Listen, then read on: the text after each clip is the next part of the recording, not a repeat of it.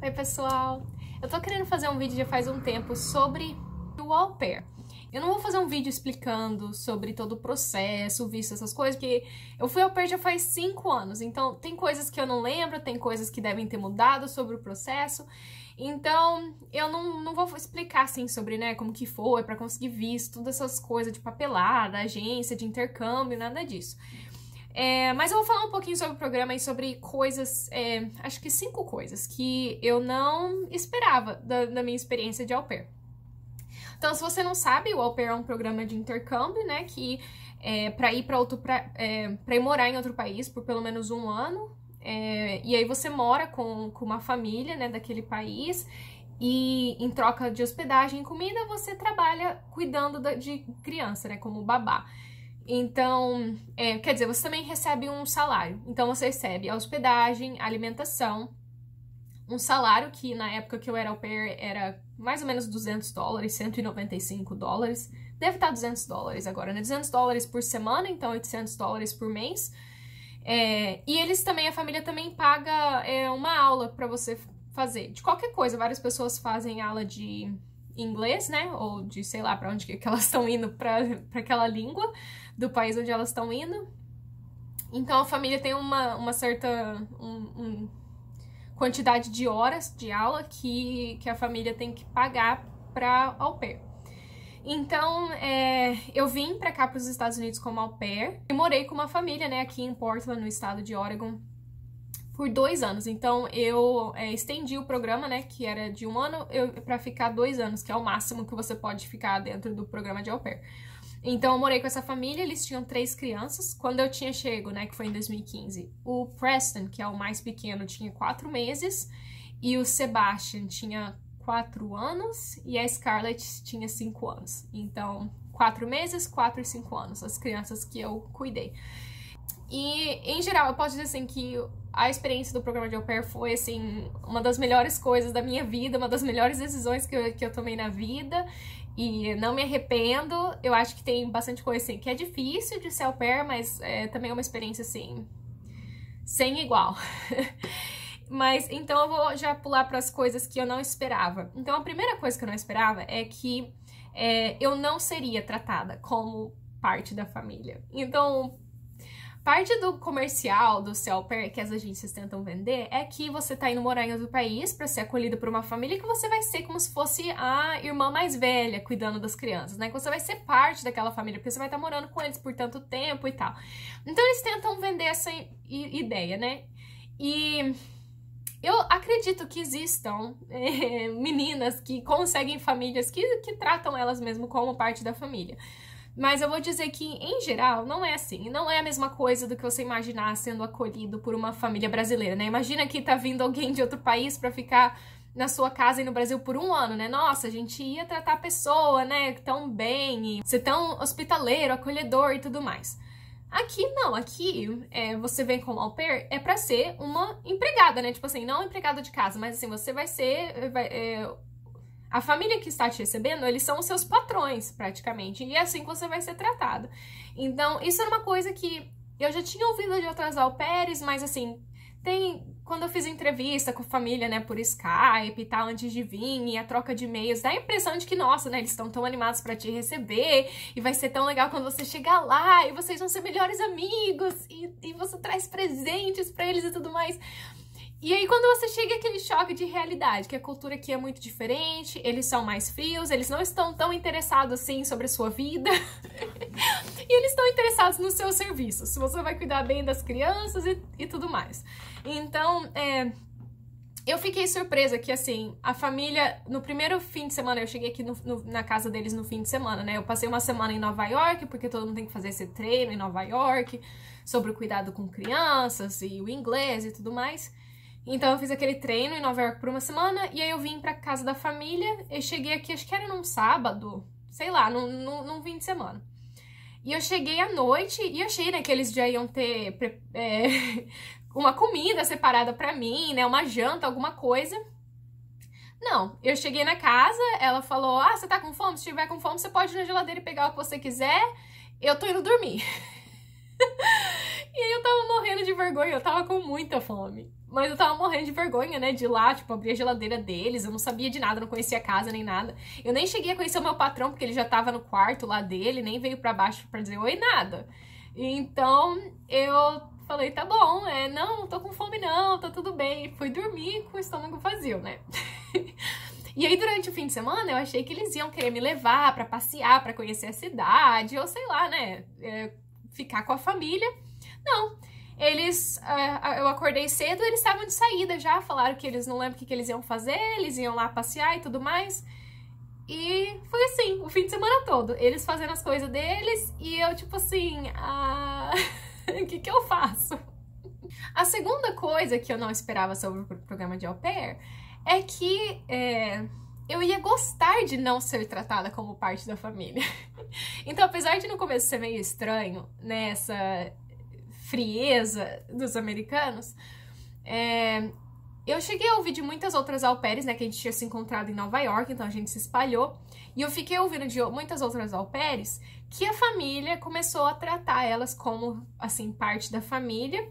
E aí, a dificuldade, porque assim, elas passavam o dia inteiro cuidando dessas crianças, ouvindo inglês, acabavam o trabalho morrendo de dor de cabeça, querendo ir pro cantos delas, ficar longe de todo mundo, ficar longe das crianças. E a família tinha essa expectativa de que a au pair tinha que ir passar a janta com eles. E se a au pair ir pra algum lugar, ela tinha que falar onde que ela tava indo e tal.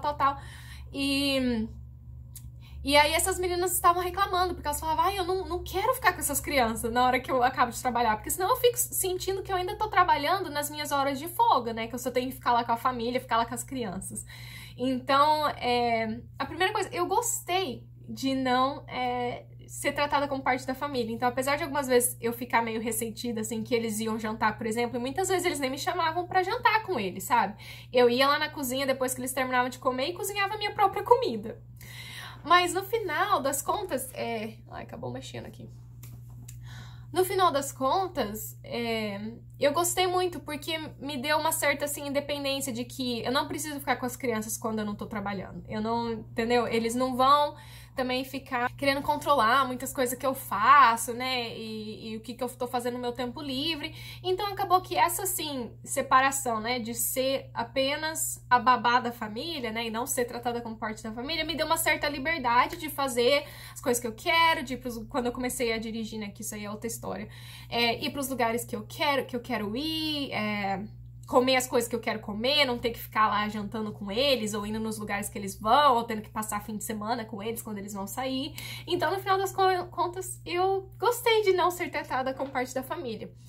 E não só por isso, mas também porque, como sendo seus patrões, vai haver situações, morando com seus patrões por um ano, vai haver situações em que é necessário conversar sobre algumas coisas difíceis de conversar, né? Confrontar com relação a algumas coisas, né? Quando, por exemplo, eles estão te colocando mais horas do que você deve trabalhar, ou, né, não pagando o que deve pagar, essas coisas.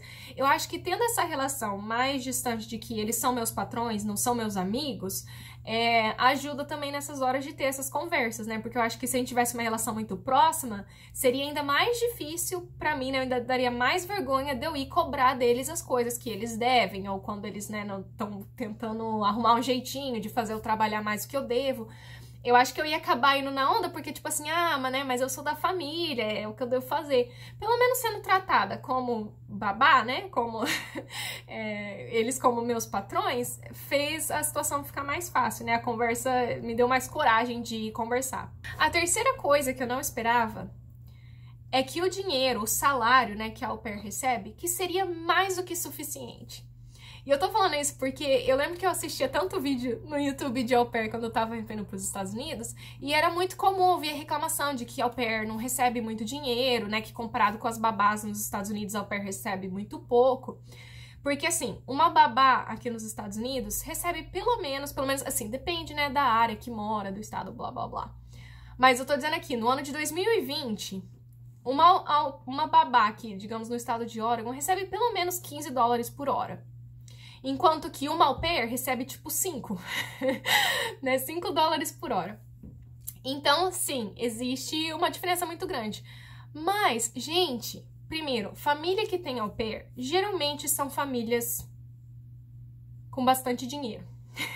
Geralmente são famílias que têm uma casa muito boa, que tem uma alimentação muito boa, assim, há exceções. Eu ouvi falar de famílias que comiam só coisa congelada o ano inteiro.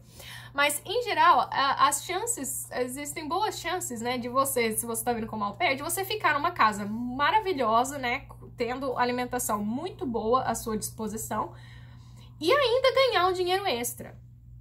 Então, assim, babá ganha 15 dólares por hora, né? Mas, primeiro, é difícil achar trabalho de babá que é período integral.